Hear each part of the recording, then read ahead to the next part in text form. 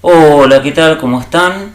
Bienvenidas, bienvenides a una nueva clase de sociopolítica, ¿no? En esta oportunidad, como ya habrán visto, estamos viendo las teorías críticas en educación, ¿no? En particular el pensamiento de Luis Althusser, ¿no? Como habrán visto en el texto y como repaso de las clases anteriores, nosotros estamos viendo cuál es la relación que hay, ¿no?, entre el sostenimiento o transformación de un orden social y el sistema educativo. En el caso de la clase de esta semana, ¿no?, Luis Althusser nos presenta en su texto Ideología y aparatos ideológicos del Estado una particular visión desde la teoría crítica de la sociología de la educación. Althusser va a decir que la escuela reproduce algo. ¿Qué es ese algo que reproduce la escuela? ¿No? En las primeras páginas de su libro Ideología y aparatos ideológicos del Estado, Althusser nos habla de que la escuela reproduce la relación social de explotación capitalista. Hasta un niño de 6 años sabe que si no producimos al mismo tiempo que reproducimos la producción de la producción de la reproducción de qué sé yo que 8 cuartos. No. Si no reproducimos al mismo tiempo que producimos las condiciones de producción, la producción misma no se sostiene, ¿no? Esto quiere decir básicamente que para fabricar escobas tengo que estar al mismo tiempo que fabrico escobas fabricando palos, fabricando cordeles, fabricando la pintura, fabricando los clavos, fabricando los tornillos, fabricando todo lo que es necesario para fabricar estos clavos, estos escobillones, estas escobas, ¿no? Y dentro de todo eso que se necesita también la mano de obra que va a fabricar esas escobas. La escuela va a ser el lugar prioritario para fabricar los trabajadores que hagan escobas, computadoras, pizzas, tornillos, clavos, pintura y todo lo demás. ¿Qué es lo que reproduce la escuela? Entonces, en principio lo que reproduce la escuela es la relación de explotación capitalista. Al producir y reproducir la sumisión del trabajo al capital por medio de la reproducción de la ideología, ¿no?, que nosotros para simplificar llamamos ideología dominante. La escuela reproduce de nuevo la relación de explotación, la sumisión del trabajo al capital, y todo esto lo hace la ideología bajo la reproducción de la ideología dominante, ¿no? Y por lo tanto entendemos desde Althusser a la escuela como una fábrica de trabajadores. ¿Cómo es que la escuela hace esto? ¿Cómo hace esto la escuela? La escuela reproduce ideología mediante prácticas ideológicas, ¿no? Y Althusser nos señala por ahí 3 aspectos, ¿no? La escuela transmite ideología en estado puro, a través del contenido de algunas materias, como por ejemplo historia, ciencias sociales, instrucción cívica.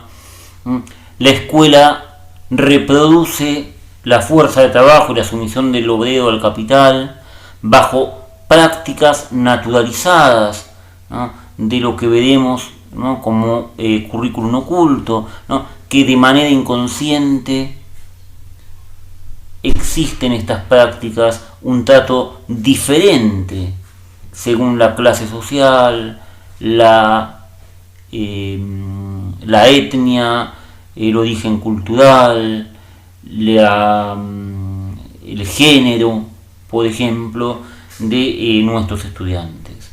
El docente, sin darse cuenta, trata de manera diferencial, ¿eh?, a los estudiantes. La escuela también reproduce ideología mediante prácticas ideológicas en las propias formas y normas institucionales.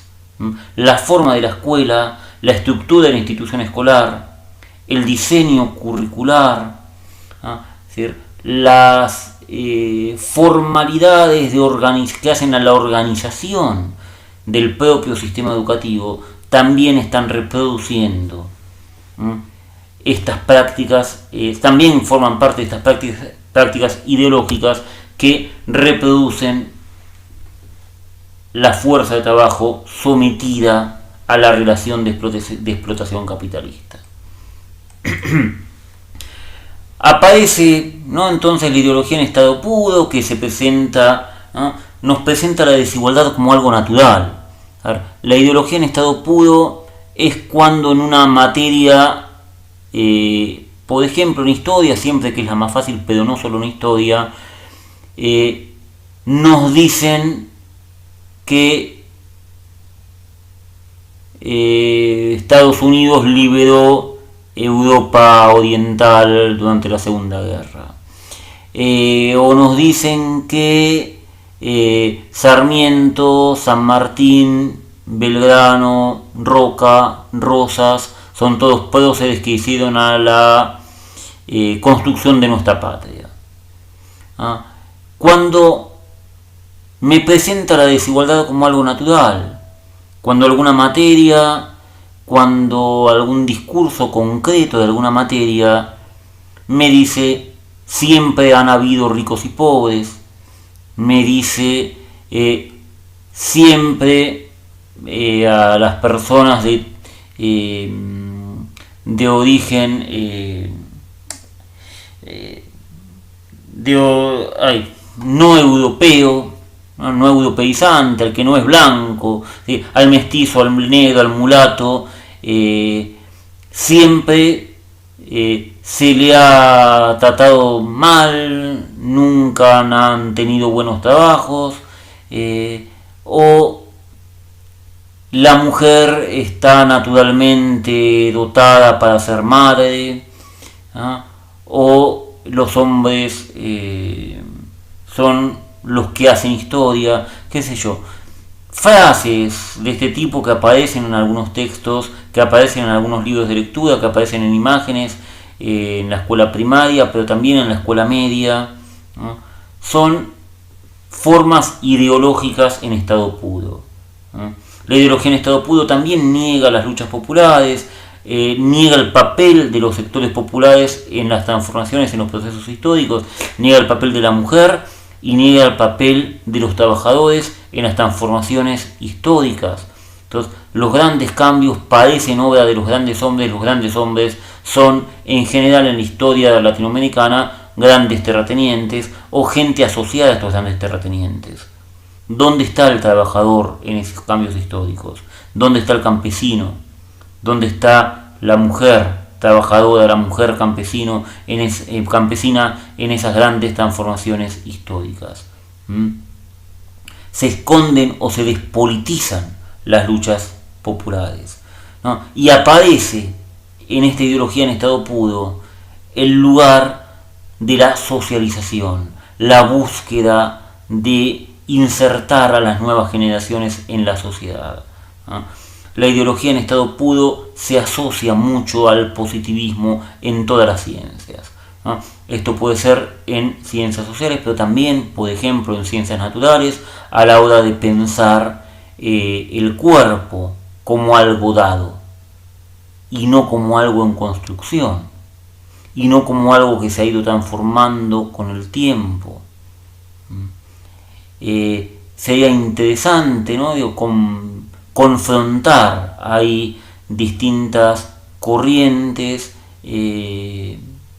biológicas, distintas corrientes de ciencias naturales que piensan al cuerpo de manera diferente.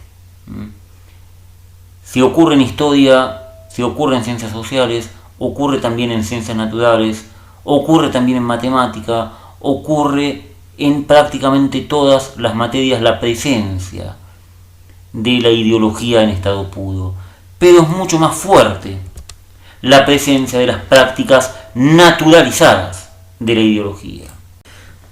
¿Por qué es mucho más común la existencia de la reproducción ideológica en lo que llamamos las prácticas naturalizadas? Esto que está dentro de lo que en pedagogía suelen llamar el currículum oculto, ¿no? Y nosotros también lo tomamos desde nuestra materia, ¿no? Puede con mucho menos detalle, pero hablamos del currículum oculto, hablamos de prácticas naturalizadas cuando hablamos de todo eso que hacemos sin darnos cuenta. Si la ideología, desde el punto de vista de Althusser, es esa visión del mundo dominante que garantiza la reproducción del mundo tal cual es, en el sentido de que garantiza la reproducción de las relaciones sociales de dominación y de explotación capitalistas.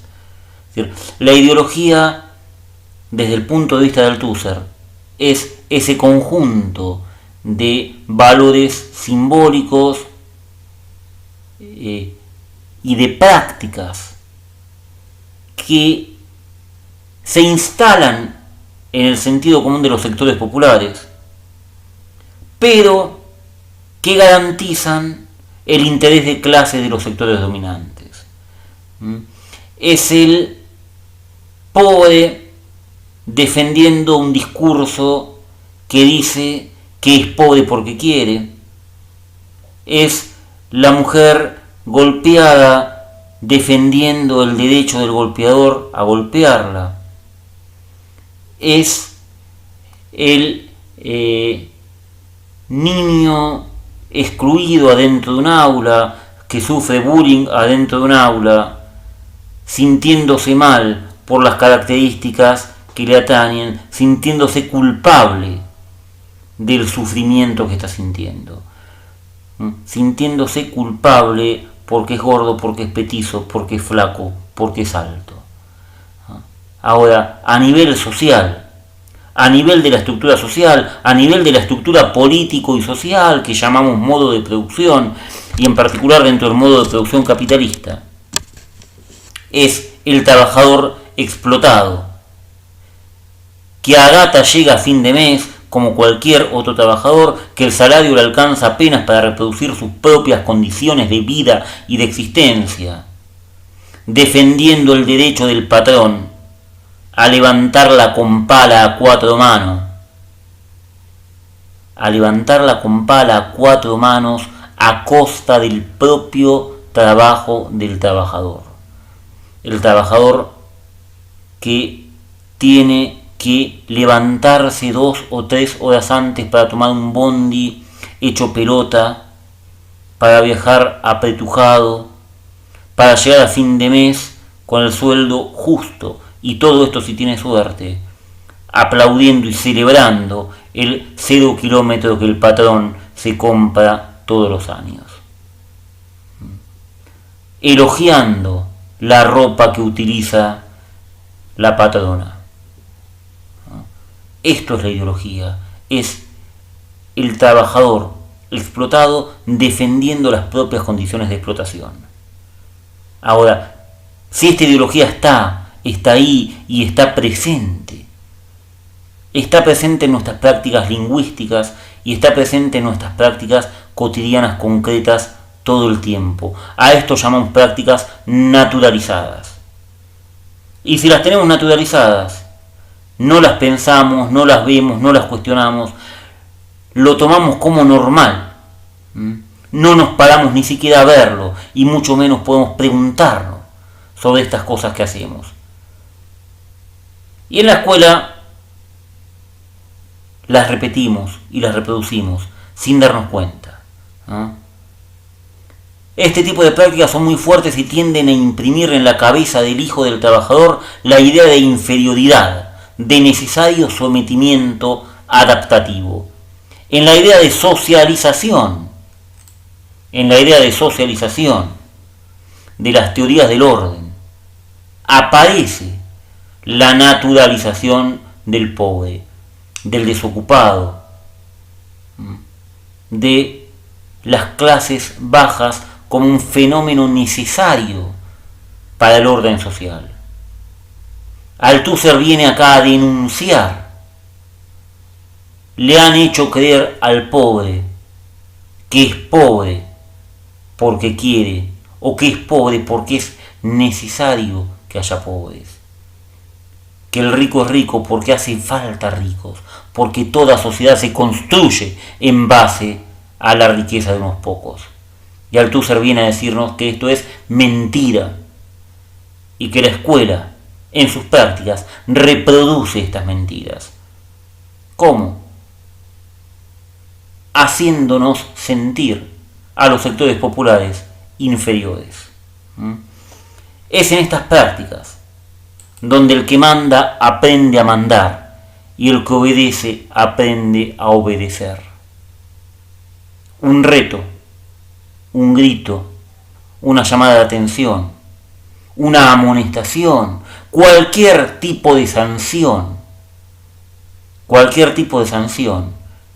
es introyectada por el hijo de las clases dominantes como un aprendizaje acerca de cómo se domina, en tanto por el hijo de los sectores populares perteneciente a familias provenientes de sectores populares es introyectada, ¿no?, incorporada como un aprendizaje al sometimiento.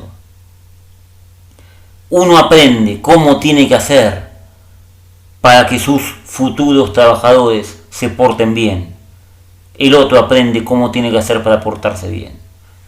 Esto es en las formas de caminar, en las formas de hablar, en las formas de vestirse, en las formas de mirar a los ojos a un otro, de tratar, de escuchar, de sentir.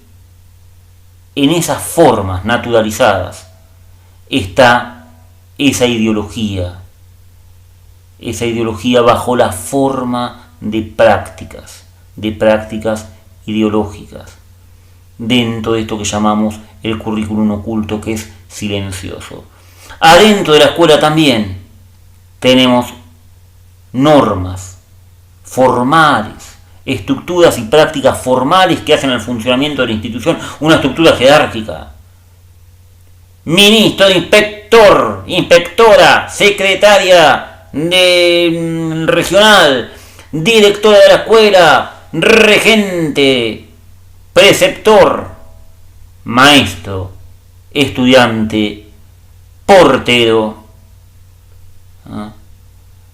Esta estructura jerárquica se mama desde la práctica, se introyecta, se incorpora desde la práctica en lo que veíamos recién, ¿no?, en el modelo anterior.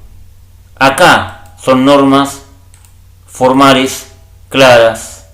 Si acá son normas formales claras, ¿no?, antes eran prácticas naturalizadas.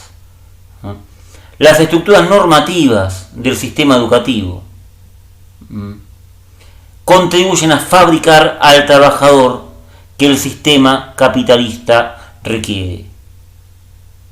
A esto se suma, por supuesto, los timbres del recreo, ¿no?, los horarios, la automatización, la estructuración del cuerpo, del tiempo y del espacio del sujeto.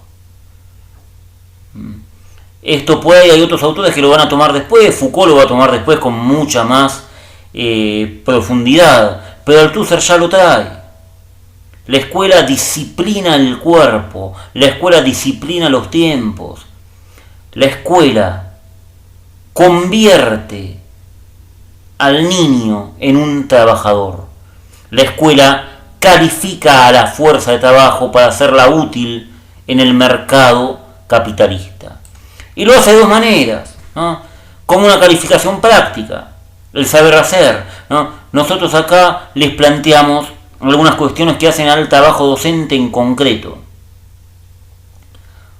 Un maestro, una maestra, un profesor, profesora de nivel inicial, primario, medio, superior, tiene que saber qué es lo que va a enseñar.